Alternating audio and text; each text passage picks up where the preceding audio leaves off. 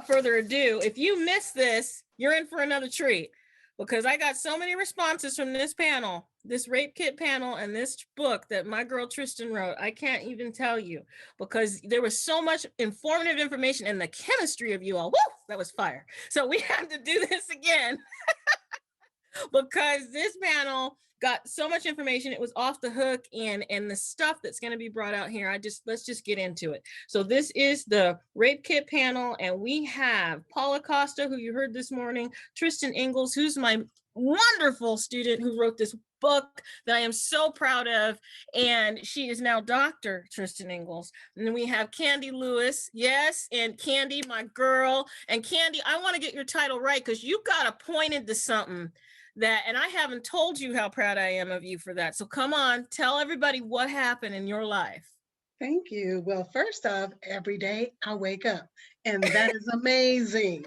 Don't take that for granted, everyone. And so let's see, I think it was end of May, or I think it was the end of May. Maybe June. It was in May. So I was appointed as the commissioner for civil rights for the city of Los Angeles. Yes. So if there is a problem, there's an issue, let a sister know, because we're going to handle that. Oh, Kandee, let me know how I can help. Yes. Thank you. So this morning in the beginning panel, Paul heard me say it. I don't have leaders, I have badasses.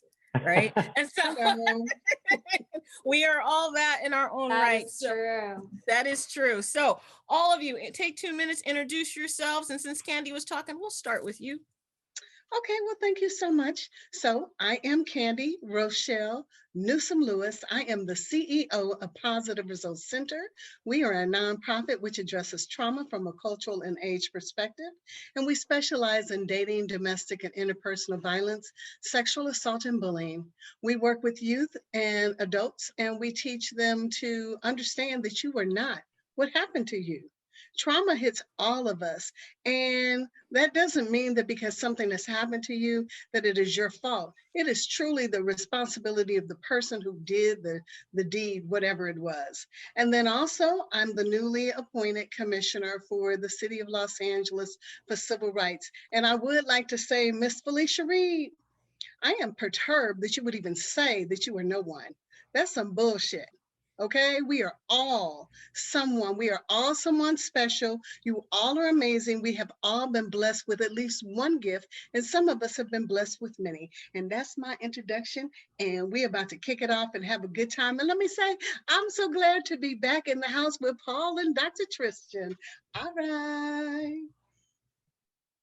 I am so excited for you, Kandee. I'd love to hear more about this. And yeah, best choice ever. I'm so excited for you. But I'm Dr. Tristin Engels. I'm a clinical forensic psychologist. I trained under Dr. Deb.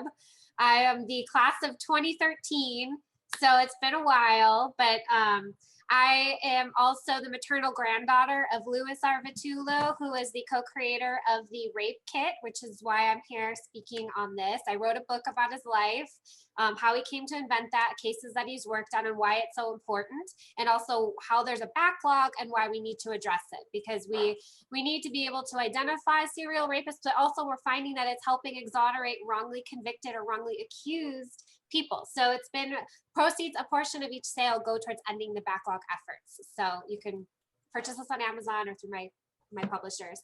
So yeah, I'm a clinical forensic psychologist, and for the last 10 years or so, I've been working in the correctional system or with probation and parole, trying to address recidivism, reform, and yeah, that's me. I'm so glad to be here. Good afternoon again, everyone. Well, I can't follow up Kandee by no means. Not with that. That was a hot introduction there. It is great to see you, Kandee, Dr. Tristin Engels, and of course our hosts all day long. I don't know how you're doing it, Dr. Deb, but thanks for bringing us all back together again. I got to tell you, the first time we got together and started talking about this topic, it left me really, really in a very good place, happy and excited that I was able to participate and share this important information about this topic and with these wonderful ladies. So I'm grateful and thanks for having me back. My name is Paul Acosta. I'm the assistant chief in the city of Miami Beach down in South Florida on the East Coast. And been in 30 years in law enforcement next month. I'm getting old.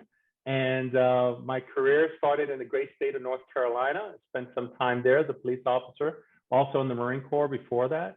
I was born and raised in New York City in the South Bronx to parents of Puerto Rican descent. And I currently live in Western Florida, which is in the suburbs of South Florida, Miami, and things of that nature.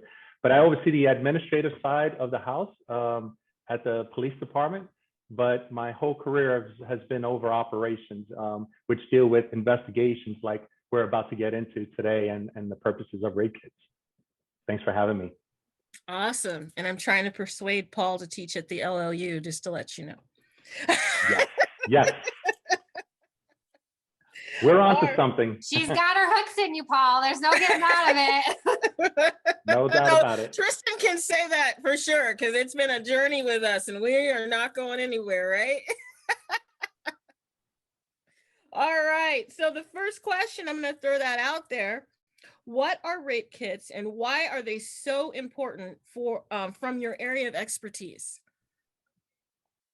I can start with this one. Yeah, I actually have the original rape kit with me, so I thought I would show it. So this was the original rape kit. It came out in 1978.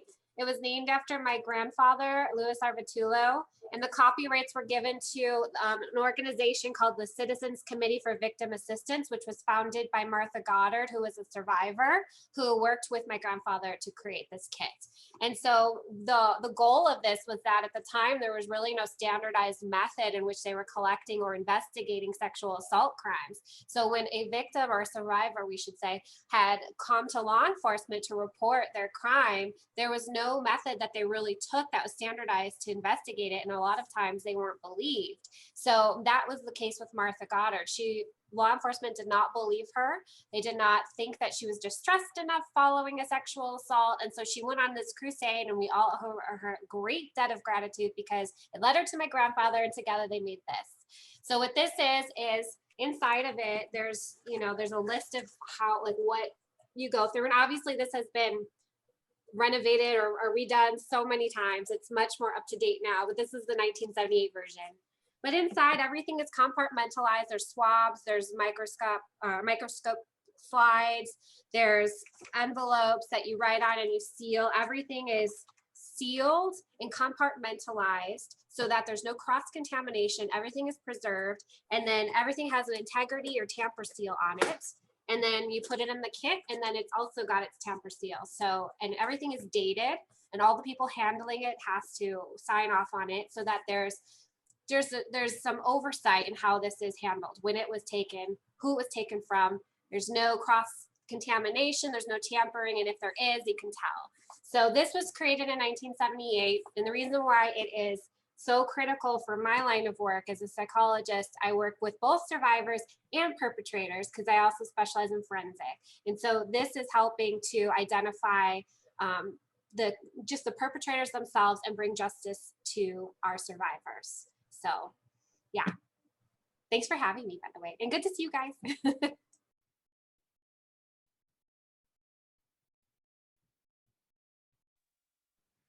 I always yield to the lady, Miss Kandee. Well, thank you, Paul. So you all learned what a rape kit is. A rape kit is so critically important because very often, as you know, when people say that they are raped, many times people don't believe them. So it is important that it's hard to stay present, but it's important that we have to stay present because the bottom line is someone did something to someone that was unwanted, and they hurt them emotionally, mentally, physically, and sexually. They hurt them, and they should be held accountable and responsible for their actions. So let me just say this right here, right now. For anyone who has ever been raped or assaulted, I am very sorry. That should have never happened to you. And no matter what you did, no matter where you were, no matter how you were dressed, I don't care what you were under the influence of, it was not your fault. It was the person's fault who sexually assaulted you or put their hands on you or any part of their body or a foreign object on you.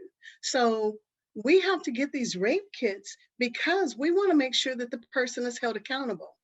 Also, I would be remiss as a Black woman and working in this field not to say that this is important, because also we know that very often men of color, of all color, have been wrongly accused of rape. Oh, they raped me. And I know this sounds really bad. A lot of times there have been occasions where have claimed rape and they were not raped. There were also times where someone didn't say they were raped, but they were raped. So there's so many different situations. The rape kit is simply to ensure that, yes, this person was raped, and that we gather as much evidence as possible so we can hold someone accountable and responsible. And because very often people aren't held accountable, or the wrong people are held accountable, this is the way that we can confirm the evidence. And that's where I come into the picture. You know, in law enforcement, we have the duty and the responsibility to some way make that victim whole at some point in their life. For us, it's so important that we approach each victim in a careful and compassionate way. We don't want to further hurt the victim and exasperate what they have just been through. Unfortunately, these are the types of, this is the type of crime that will live on forever in our survivors. But it's up to the police department, quite frankly, to use the evidence that has been gathered here. And there's all sorts of evidence that is gathered from the rape kit in that forensic examination, that along the way, once that rape kit is processed, will hopefully identify the subject related to this particular crime. Sometimes the subject is unknown, sometimes they're known. Regardless if they're known or unknown, a rape kit is useful in getting that DNA information into the CODIS database so that that DNA is out there. If the person is known, as an example, that person could be an unknown subject in another case. So therefore, having their DNA and being able to connect the dots with agencies that have subjects that are unknown is super important for us as law enforcement across the country. So it doesn't matter whether you're in the state of North Carolina or in California, that CODIS system is shared nationwide by law enforcement agencies. And for us in law enforcement, you know, we look at sexual battery and rapes as one of the most horrific crimes that can happen to both men and women. And it doesn't matter who you are, they have to be investigated fully, and they have to be done so with a careful, methodical, and very compassionate approach. And there are ways that occurs, and well, I'm sure we'll get into it in a little bit. Thank you. And just to let you know, Tristin's book is in the script resources store at Dr. Debra's Things and More. And so we put that in there, and you can just click on it and her book comes right up. And so all that's in the chat. So from your background and experience, why are there so many wrong convictions? And what does that do for the survivor and the victim and the falsely accused? Like what when a conviction's wrong, what does that do for people, you know? Okay, so I'll start. When a conviction is wrong, are we all grown? Can I just say what I really want to say? It fuck up everybody. It fucks up the family, it fucks up the community, and it really fucks up that person who went to jail. And I have to say it like that because there's really nothing else you could say. So if a person is wrongly accused of raping someone and they're accused, they're convicted, and they go to jail, first off, you've separated them from their family. They go to jail, they're going to be raped. They're going to be beat up. They're going to be hurt in the worst kind of ways in jail. And so now if they are men and they've never been raped before, they're going to be questioning their sexuality. They're going to go in, they're going to fight. Sometimes they become angry and aggressive and they hurt other people, or maybe they become depressed and they take their life. That is the worst case scenario. Their whole families have been completely destroyed because now they're living with the fact that they are related to this rapist. And you know, when you say rape, that is like one of the worst things in the world that could, you know, you could be labeled with as a rapist, or that also that you were raped.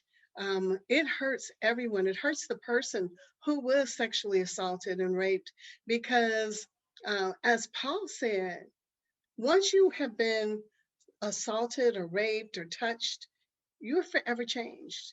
That does not mean that you are not an amazing person, that you are not deserving of love and respect and kindness.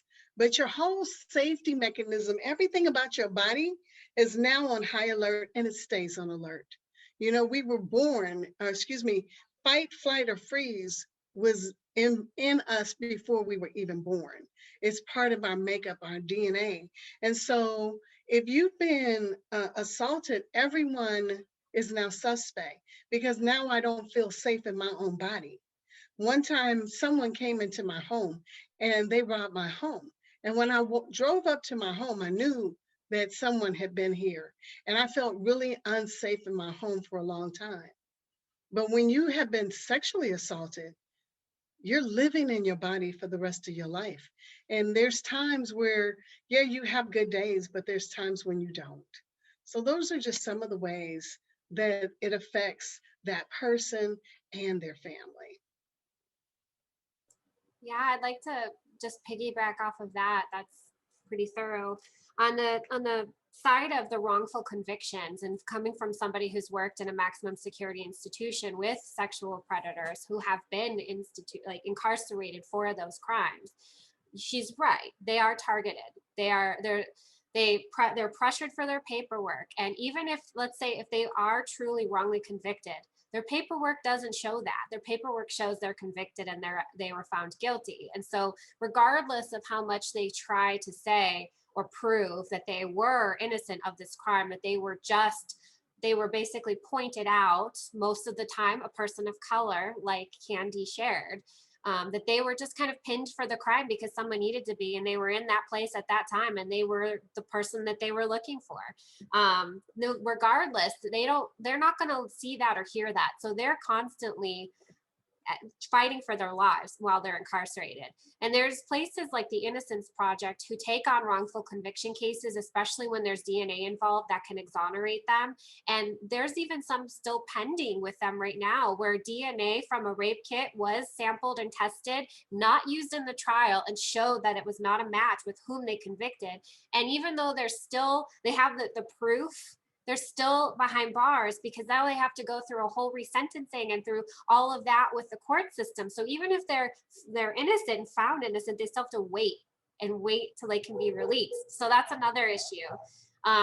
For the survivors, I mean, if they go through a grueling trauma, and then to take that trauma and try to report it, they then go through another traumatization where they're taken to a rape crisis center or a hospital to have this rape kit completed, to get the DNA, to give to law enforcement.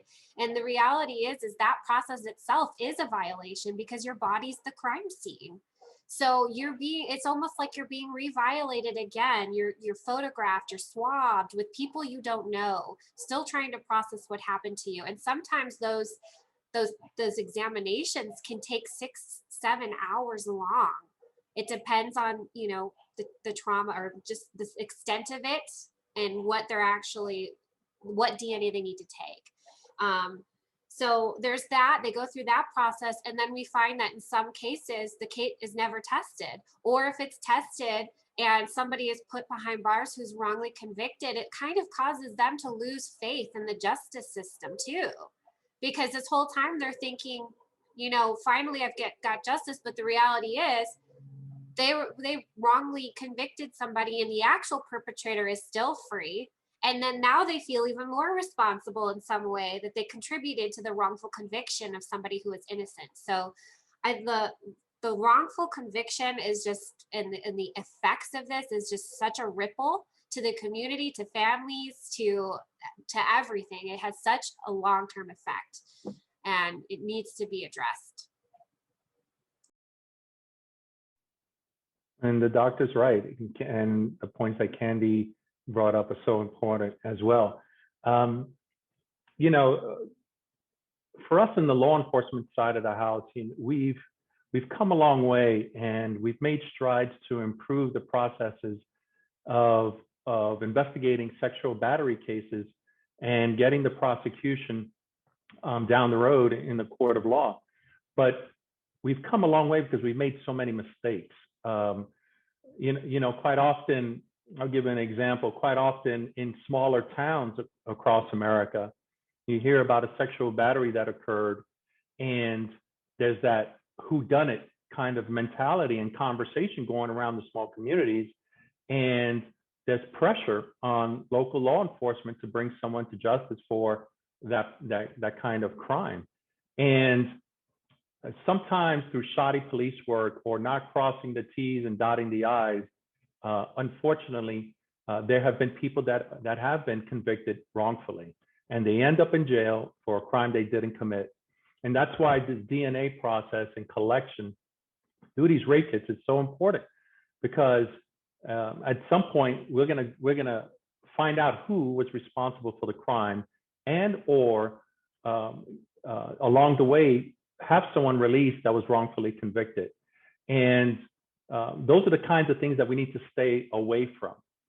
Unfortunately, across law enforcement, historically, we've been battling this culture of not taking sexual battery cases as serious as they need to be, as compared to other types of criminal cases. And that's because unfortunately, there are people that have come forward that haven't been sexually battered, and for law enforcement, it's kind of like how do we call that term?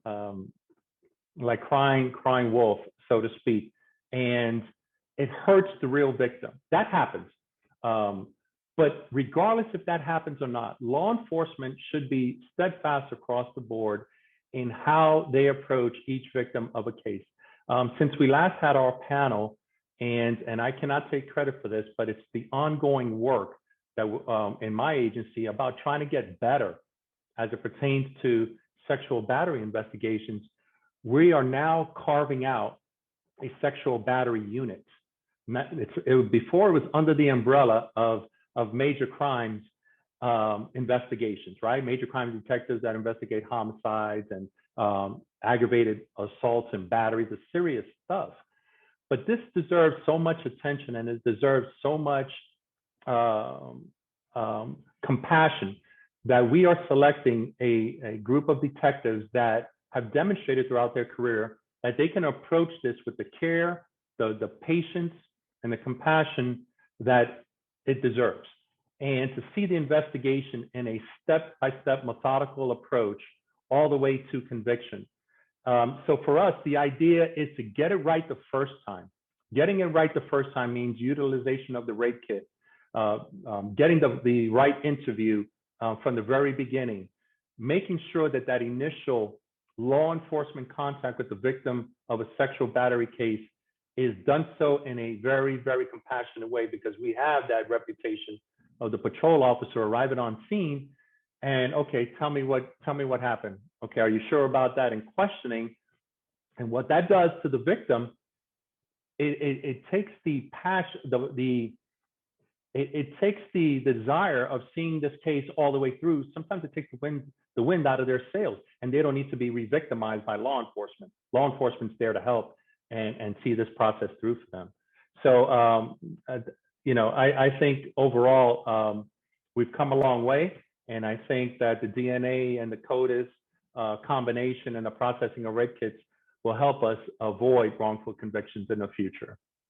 And Tristin, how many unprocessed rape kits are there? I can't remember the number. 400,000 estimated nationwide.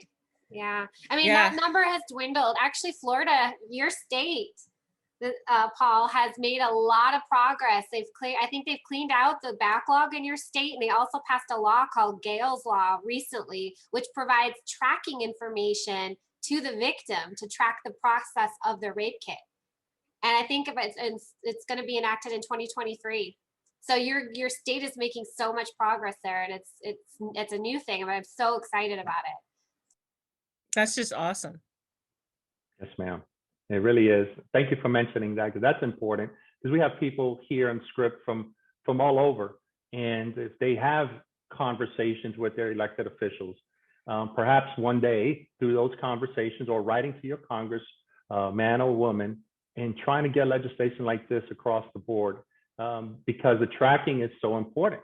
When rape kits, when a victim has, it's almost like being re-victimized. When a victim, a survivor, I want to use the term survivor, but when they have to go through the process of that forensic collection, it is, from what I've read and understand, and through my experience, it's one of the most horrible things that they can go through.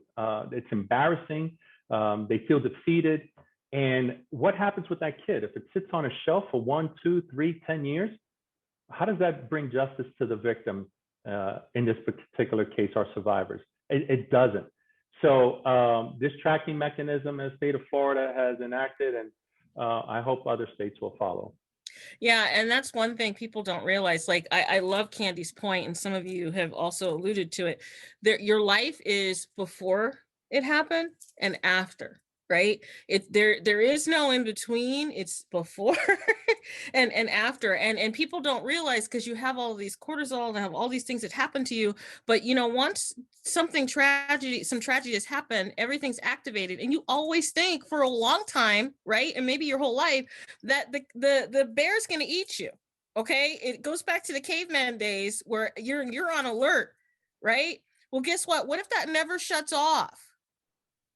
Can you imagine living that way? Like, Kandee didn't want to come in her house. That's because you believe the bear was coming after you all the time. That's right. It's really that simple, right? And not only that, anytime, if you, first off, it is horrific. It is one of the most intrusive things to be raped. And so the first thing you want to do is not tell anybody, because it is so hurtful, so harmful to your own psyche. And we automatically think that, oh my God, that I had some kind of role to play in this. Even if I know I didn't, it's just human nature. And so now you go to the hospital and you have this very intrusive procedure done to you. As Dr. Tristin said, this could be 6-8 hours or more. That's somebody that you don't even know, that is coming in very clinical, because that's their job. They have to detach. They don't want to become personal, so that they can do their job right, so that that person could be held accountable. But just imagine, after you've gone through all of that, and you're calling the police, you're saying, well, what's going on? What's going on? And you're getting the circle round and round and round, and no responses, and only to find out a year, 2 years, 5 years later that your rape kit has never been processed. How does that make you feel? It makes you feel worthless. It makes you feel totally unempowered. I don't know what the word is, but it's taken all your power from you. And now I feel totally unsafe. Like, well, what am I going to do? Because I'm thinking that any time now, this rapist is going to get off the street. No, now this rapist could possibly come back because they've never been convicted, held accountable, or anything. And then on the other side, you've got men and women that are in jail for rape, and they didn't do it. And everybody knows they didn't do it, but there's nothing that could be done until they hold another trial, which is totally ridiculous. And there's been so many trumped up cases. We're not talking about like one or two. We shouldn't be like, oh, well, you know, this isn't a thing. This is a big damn thing. This is a big, big thing. We're Black and brown people, excuse me, white people, all kind of people, but especially people of color, where they have been held accountable and responsible for actions that they did not do. And it has not only affected them, but their families. How would their children feel if they thought that their father or their mother raped somebody? What kind of legacy is that for them? What kind of legacy is that for the wife or the husband that's left at home? And how is the whole society going to treat them? They're going to treat them like they're ostracized too. And that brings the next question, Kandee. Is Impact there that it has hit the family? I'm sorry. Oh, no, I was going to say, I thought you were done. You glitched. But that brings up another question. Is there a multicultural component to this topic? Of course. Of course. I mean, there's so many different ways to look at this because, so I want to be very clear. Rape happens to men and women, boys and girls. And boys and girls and men and women and gender non-conforming people have been raped and have also raped. And so we can't just look at it and say, oh, it's all the men or all the women or just Black people have been impacted. Everyone has been impacted. Yeah, and also too, if you look at, especially when it comes to the botched cases that we've been talking about, there's a socioeconomic component as well, where, you know, the wrongfully convicted are showing up a little bit more frequently in those areas. And there's not just reform that has to be done with law enforcement, but also with the criminal justice system, with the prosecution, with the people involved in the trials and the charges that they give, the DA, all of that we've seen some issues there too. Because as I mentioned with the Innocence Project, one of their cases, they had the DNA evidence. They just didn't admit it in the trial. How is that even possible? It was possible because of some shifty prosecutor who really wanted to work with law enforcement to point the finger at this one person and get it over with and maybe win a re-election to be district attorney again. Who knows? There's always politics at play. So there's so many multicultural components, socioeconomic components. It's very deep. It affects everybody. And it, like Paul said, it needs to be really addressed. It's very serious. Yeah, I agree with the doctor. I'll tell you, it's scary to know that there are places in this country today that you have to question the criminal justice system and the court of law when you're there in court and you're processing or you're going through a trial with a person that is allegedly a sexual batterer, and there's some funny business going on there. And unfortunately, you know, it has happened, and I'll tell you, it's disheartening being on the law enforcement side that to hear things like that, because it's a reminder that we have a lot of work to do, and we have a lot of restoring of confidence in our public across the board that we need to be working on. You know, one of the things that I won't mention the jurisdiction, but one of the things that is disheartening to me is when we go through this long-term investigation for survivors, and we get into the court of law, and these cases are dropped for one reason or another, or reduced from a felony to a misdemeanor. And when we walk away from some of those cases, you see the pain that the victim is displaying as a result of what happened with the court case. And it's like being victimized all over again. So look, we need to get it right. We need to convict the right people. We need to make sure that our streets are safe. We need to make sure that our process of investigating sexual battery cases is tied completely tight with a nice little bow on top to be delivered to the state attorney's office for prosecution along the way, and take bad people off the streets. And that's what our role is all about. And, you know, that's our function with all of this. And I think we need to do a little bit better job.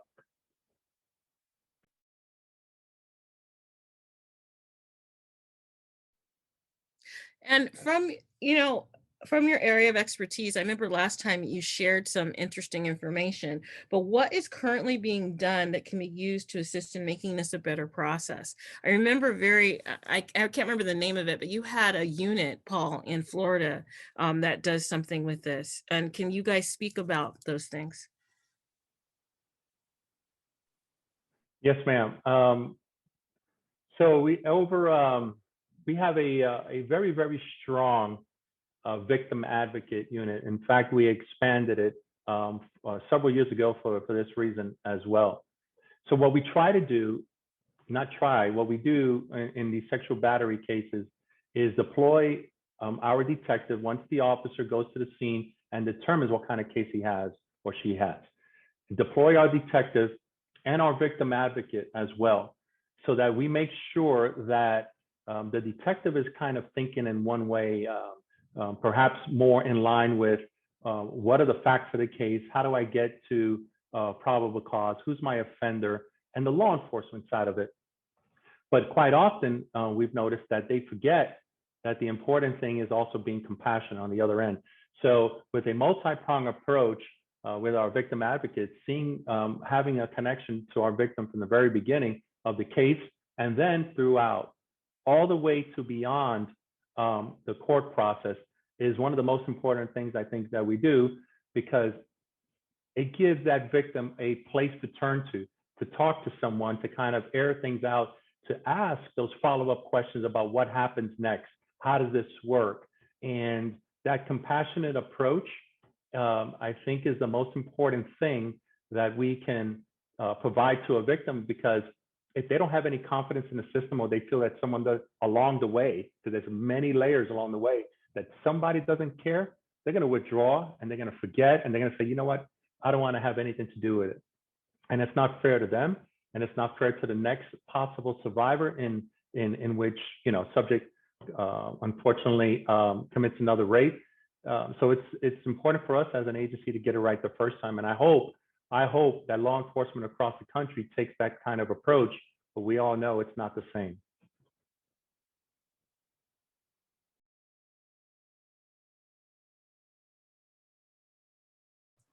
Is this about the question about making a better process?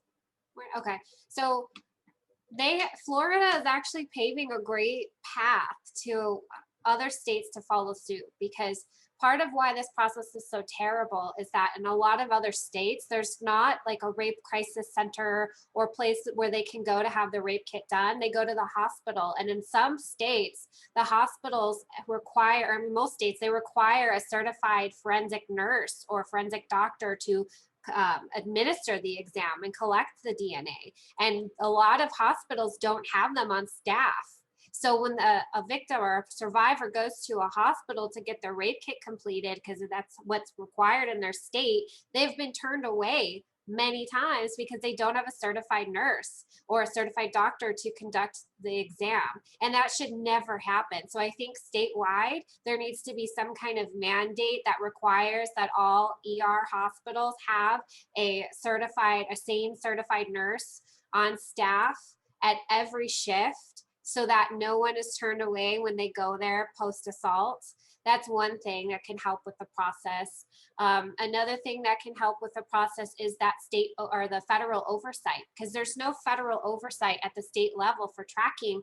Once you collect these kits, what happens next? There's none of that.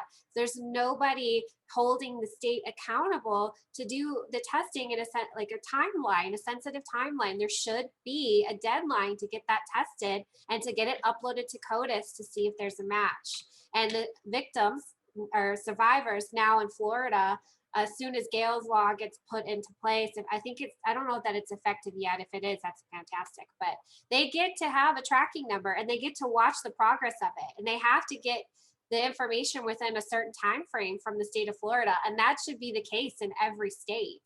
And if that's not working, the survivor should have some oversight place to go to put pressure on that agency. And from my standpoint, I want to say there might be some places all over the United States doing a great job. And I'm not even going to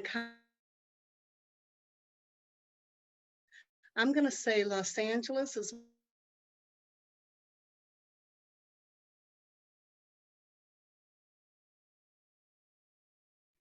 Did Kandee freeze?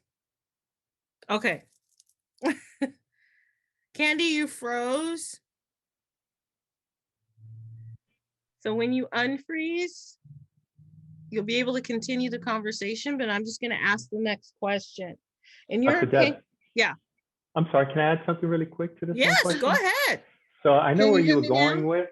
Oh, Okay, there's Kandee. okay. Let's let Kandee finish. Here I am. There's something wrong in Los Angeles.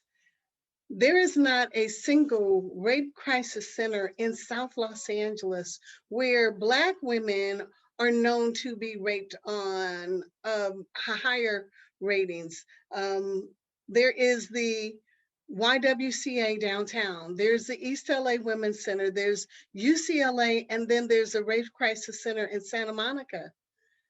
Okay, excuse me. So what happens in Inglewood or LA? Or what happens in Florence Firestone or Linwood? What happens in Gardena? Why is there not a rape crisis center in the community where we know that women are, and men and boys and girls are being raped all the time? So what this tells me is that don't nobody care. And I just remembered, I apologized Facebook earlier for cussing, but I didn't mean it. I don't mean to say I apologize for cussing because I meant what I meant, but I forgot y'all were there. So, but I'm going back to say, what kind of mess is that? If we know for a fact that women are being raped, children are being raped, but we're not providing the resources and tools right in the community that it is most needed, that is a problem, because we already know that people think that women are like really not that important. Because if it was important, somebody would have stopped people from raping. They would not have this serious problem like, oh, it doesn't happen that much, or, you know, did you really get raped, or were you drinking, or what were you wearing, or what time did you come in? All of that is irrelevant. That's bullcrap. It has nothing to do with the fact that the person who raped you raped you. So one of the things that we also have to do, besides provide resources and tools right in the community where it's needed, but also let's start educating our children when they're children about consent and boundaries. What is appropriate and what is not. This is my body and you should not have access to it.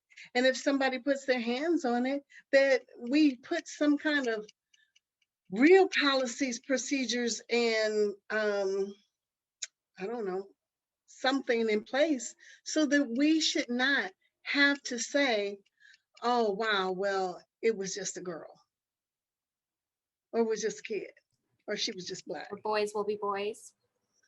Our boys will be boys. What kind of mess is that? Or they didn't know. They did too know. Absolutely. Let's also put some medical behind it, some mental health and mental therapy behind boys and girls who have been sexually assaulted as children. And then if they get raped or sexually assaulted as children, the likelihood of them being raped or assaulted again is significantly high. So let's give them the programs and the resources and services to let them know that this is not something that should be acceptable or normal to you, because sometimes violence and abuse becomes the norm. And it is something that we say, well, you know, this is going to happen to me, because it's happened far too many times. Kandee hit the nail on the head with some of the things that she mentioned, and I know Dr. Engels mentioned children as well. They're a big component of survivors in and across America. Unfortunately, we have some bad people out there, some really devious sexual offenders that take advantage of children. And one of the things that most states have, and that we have in Florida, is that we conduct sexual offender sweeps. We go to where they're supposed to be living, where they're registered to be by law, and we make sure that they are there and that they have not gone somewhere else, and that through that knock on the door, hey, we're here, are you still here? That contact, it lets them know that we're always around. and that so long as you're part of that law and that umbrella, that you have to self-report wherever you're at, we're always going to be checking. And that's one of the important follow-ups. The other thing is that I'm very proud to say that in Florida, South Florida, the Roxy Bolton Rape Treatment Center was established in 1974, and that fits into this whole process for us, because when police officers engage a survivor, they take the survivor directly to the Rape Treatment Center, where they meet a forensic examiner there, a doctor or a nurse, and they go through the process of having, in a very, very passionate way, a very compassionate way, the process of gathering that forensic evidence from the crime scene, so to speak. So that Rape Treatment Center has been around a long time. It's available not just for law enforcement, but if anyone, and if anyone has any concern about turning to law enforcement for whatever the reason, and they are a victim of a sexual battery, they can go on their own to the Rape Treatment Center, get this rape kit process, and they have, I believe it's 120 hours to decide whether or not they want to do something with that kit and turn it over to law enforcement per se. So it doesn't need to be law enforcement led. I think it's important to get the education out there and have those conversations and let the public know that if they have no confidence or they have less confidence in law enforcement for whatever the reason, they can do it on their own as well. Fabulous. That leads us into our last question. In your opinion, what should be the focus of this community? Let me tongue-tied myself. In your opinion, what should be the focus of this? Should there be community national collaboration to assist with change? I'll start this one off. Oh, I'm sorry, Doc. No, I was just going to say, yeah, and federal oversight. That was going to be where I go, but go ahead. No, and you're right. And I was leaning towards the same thing. There has to be some sort of national conversation for us to be on the same page nationally, because you go from one state to another and their laws are different. Their methods of processing these rape kits are different in every state, and it shouldn't be. And that's why there's backlogs here and there in different states, and some greater than others. And there's also an education part of it as well. That the officers and the law enforcement agencies need to be really, really involved in. And I think we have to over-communicate. We have to over-communicate and let people know what the resources are out there that are available to them. And let them know also that their law enforcement agencies that they have around them, some of them do a really, really good job in prosecuting or putting together the pieces of the puzzle in these particular cases and getting them towards a prosecution. So education, a national conversation, a national level of way of doing things, and I think we'll be moving forward, but we got to have those conversations and get people to act. I totally agree. I think it's not only a national conversation, but we don't need people in one silo. We need to bring the federal government, the local government, we need law enforcement, we need community advocates, we need parents, we need survivors, we need nonprofits, we need elected officials, everyone to stand up and say, this is no longer acceptable. It should have never been acceptable. But as long as some people are lagging their behinds, throwing their head in the dirt and the sand and saying, oh, well, you know what? If they just and put the responsibility and onus on people for being safe, then we're not going to have any response. We're not going to have a positive response and an end to this. We have to do this on a collective effort. We have to bring it and have national standards across the board so that, as Paul said, I shouldn't have to go to Florida to see that this work is being done in such a great way and then skip to Los Angeles where maybe they're talking to you about rape, or maybe not. Maybe they're accusing you and saying, well, well, what did you do? And were you really, really raped? And I say this because I know people who have been raped, and they've had people, not only law enforcement, but also advocates are saying this. And then let me just lift this up, because my son says this to me all the time. My son is a 35-year-old Black man, and he is scared to death of going to a nightclub and hanging out with some young ladies and having a great time. And I'm gonna say it, we will get dressed up, do our hair up, put our makeup on, and go to the bar or the club and expect someone to buy us drinks, and maybe buy us 2 or 3 or 4 drinks. And then he's afraid that at the end of the night, somebody's gonna say, oh, you tried to rape me. Or if they say, okay, well, let's all go back to the room together, or whatever the place is, because we always say you shouldn't have sex if you've been drinking or doing drugs. We say that, but people do it all the time. And then they wake up in the morning or that later on that afternoon and blame someone. Sometimes it is rape, and sometimes I don't know. But I know from my son's standpoint, and for some other young men's standpoint, and even for some young ladies' standpoint, same-sex relationships, it gets to be very tricky. So we've got to figure out a way that everyone can feel safe. Now, I'm not shaming, I'm not blaming anyone, but I know that there's one group of people that's scared and there's another group of people that's scared. So how are we going to fix this? We've got to figure it out. And we can't do it individually, we have to do it collectively. Kandee, and you're right. Like with your project and what you do, it's about always organizing and having those conversations and holding focus groups and having group meetings. Because when you tell me what I should be looking out for, I'm going to tell somebody else, and I'm going to share that message. And that's what this is all about. That's why everyone here in the audience, I'm hoping takes a little bit something away from this panel, because whatever you can share, whatever light you can bring to someone's life as it pertains to this crime, I think it's a win all the way. And that's how we take steps forward, is to communicate effectively. Absolutely, Paul. And I'd just like to just piggyback off of that if we can standardize the method in which we collect the evidence in these crimes, so that there's no cross-contamination and we can secure a conviction, then I think we can standardize the way in which we take it from there across the states, where it's the same, where you can go to any hospital and not get turned away, or there's a rape crisis center in every community, and that there's a statute of limitations for when this is tested and it's given back to the survivor.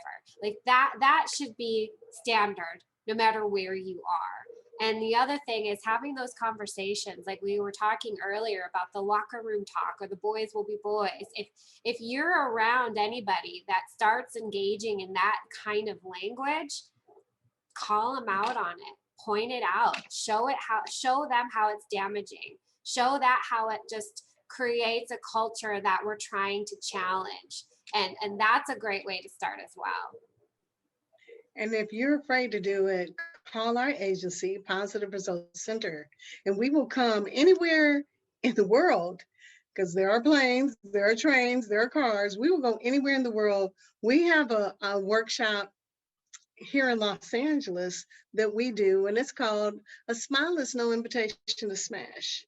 Because quite honestly, there's a lot of people who think that if I smile at you, you want some, and I want to give it to you. And that's not true. We also have a lot of young boys and men who think that, well, I should be able to get this. And then we also have a lot of young ladies that think the same thing, because we do have same-sex girls raping girls, and boys and men raping boys and men. So we have to really have that conversation, and let's just call a spade a spade. Let us just be real about it. And if you're afraid to have that conversation, that's the work that we do. We not only work with youth and young adults and teach them to be peer advocates so that they know what to do and what to say, but we also talk to them about understanding what rape and sexual assault is, what suicide is, how to have healthy relationships. If you're going away to college for the first time, there are 5 different relationships that you're going to have. You're going to have the one with yourself, with your school, with your peers, with your roommates, and then other people that may or may not mean right for you. So conversation is really the key. And I just want to say, can you imagine if you're someone, you say, you know, I'm going to call someone and she's going to come talk to you and it's Kandee? I wouldn't want to be on that end of that conversation, because you will be enlightened and you will be put in your place, which is right. You keep it so real, but the thing is, I have parents call me all up and down Redondo Beach, Manhattan Beach, Hermosa Beach. I have parents call me every single year. They're like, Kandee, we've got another group of 12th graders. Before they go away to college, they want them to know what to be prepared for and how to take care of themselves. You know, we get on, they get away from home, whether it is a college campus or, you know, they're going to the leadership camp or whatever. And they think, look, I can do whatever I want, and I'm off partying at the frat house or on the side of a mountain, and I'm doing some Red Bull and vodka. I might be smoking a joint or vaping or something like that. And then the next thing you know, bam, there's all kinds of things that happen, and we describe it. You know, it could have went great and there was no issue. It could have been that you had a mutual relationship, and then halfway through it, it turned, like they said, no, and you didn't know what to do. And if somebody says no, I don't care if you all have done it 4 times, and then they said no on that 5th time, no means no. And if you continue on, that's called rape. So we have to have these conversations because people don't know. You'd be surprised how many adults don't even know what consent is. They're like, oh, if I gave consent 4 months ago, that I should be able to do. Nope. You got to give consent all the time. And especially talking about children, we have to remember that kids are kids, and their thought processes and the way their brains learn, that they are not on your level. So even if you have a conversation with your child and you find out that they were raped, I'm gonna say fix your face, because a kid, when they hear you get upset, what do you mean this happened to you? What? Tell me everything. What they're really hearing is that you're angry, and you're probably angry at them. And so now they're going to go into that freeze mode, or they might go into the flight mode and run, but you're not going to get the kind of response from them. So you have to remember, who am I talking to? Am I talking to a child? Am I talking to an adult?